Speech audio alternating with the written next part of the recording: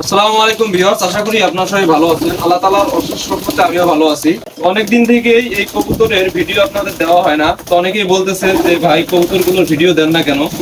তো ওইভাবে সময়ও হয় না, এই কারণেই কবুতরের ভিডিওগুলো দেওয়া হয় না। তো আজকে কবুতরের ঘরে আসলাম, তো আমার কবুতরগুলোকে আমি এখন খাবার দিলাম। তো এখন কিন্তু প্রচুর বৃষ্টিপাত হচ্ছে, আর এই বৃষ্টিপাতের সময় কিন্তু কবুতরের বিভিন্ন রোগ হয়ে থাকে। বিশেষ করে কবুতরের ঘরে যে পায়খানাগুলো থাকে, সেই পায়খানাগুলো যদি বৃষ্টির পানি দিয়ে ভিজে যায়, তাহলে সেখান থেকে কিন্তু এক ধরনের গ্যাস তৈরি হয়।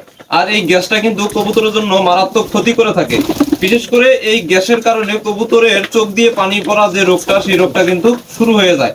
আর কবুতরের চোখ দিয়ে পানি পড়ার রোগ কিন্তু যদি সঠিক ট্রিটমেন্ট না দেওয়া হয়, তাহলে এটা অনেক দীর্ঘস্থায়ী হয় এবং কবুতরগুলো আস্তে আস্তে খাওয়া দাওয়া ছেড়ে দেয় এবং শেষ পর্যায়ে কবুতরগুলো মারা যায়। তো আপনারা যারা ছেড়ে কবুতর পালেন, তারা কিন্তু অবশ্যই কবুতরগুলোর প্রতি বিশেষ একটু যত্ন রাখবেন, কারণ যদি বেশি বৃষ্টিতে ভিজে যায় কবুতর, তাহলে কিন্তু কবুতরগুলো মারা যেতে পারে।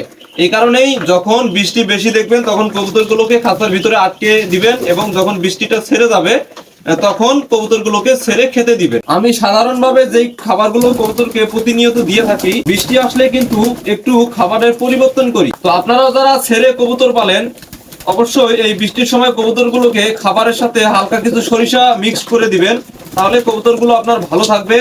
আর অবশ্যই কবুতরগুলোকে জিঙ্ক এবং মাল্টিভিটামিন খাওয়ানোর চেষ্টা করবেন। জিঙ্ক এবং মাল্টিভিটামিন যদি আপনারা প্রতি লিটার পানিতে 1 ml করে দিয়ে 7 দিন করে খাওয়ান, তাহলে কিন্তু এই কবুতরের রোগ প্রতিরোধ ক্ষমতাও বৃদ্ধি পাবে। চোখ ওঠা যে রোগটা, সেই রোগটা আপনার হবে না।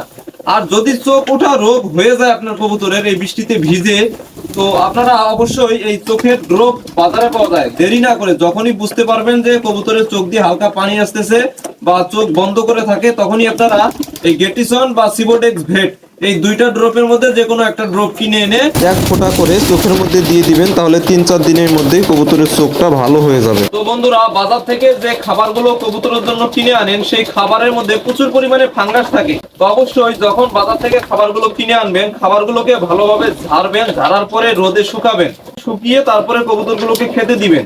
কারণ এই ফাঙ্গাস কিন্তু কবুতরের বিশাল বড় ক্ষতি করে থাকে। সেটা হচ্ছে এর মুখের মধ্যে এক ধরনের ঘা সৃষ্টি হয়। তো এটা কিন্তু আস্তে আস্তে কবুতরটা শুকিয়ে যায় এবং কবুতর খাওয়া দাওয়া ছেড়ে দেয়। এই জন্যই মূলত আপনারা যদি খাবার বাজার থেকে কিনে আনেন, তাহলে অবশ্যই খাবারগুলোকে আগে ঝাড়বেন, তারপরে রোদে শুকিয়ে এই কবুতরগুলোকে খেতে দিবেন। তো আমি কিন্তু কবুতরের বিশেষ যত্ন নিয়ে থাকি, এই জন্যই মূলত আমার কবুতরগুলোর কোনো রোগ নেই। তো আপনারাও যারা কবুতর পালন করে থাকেন, অবশ্যই একটু সতর্কতা অবলম্বন করবেন, বিশেষ করে এই বৃষ্টি এবং ঠান্ডার সময়। তাহলেই কবুতরগুলো ভালো থাকবেন এবং আপনি লাভবান হবেন।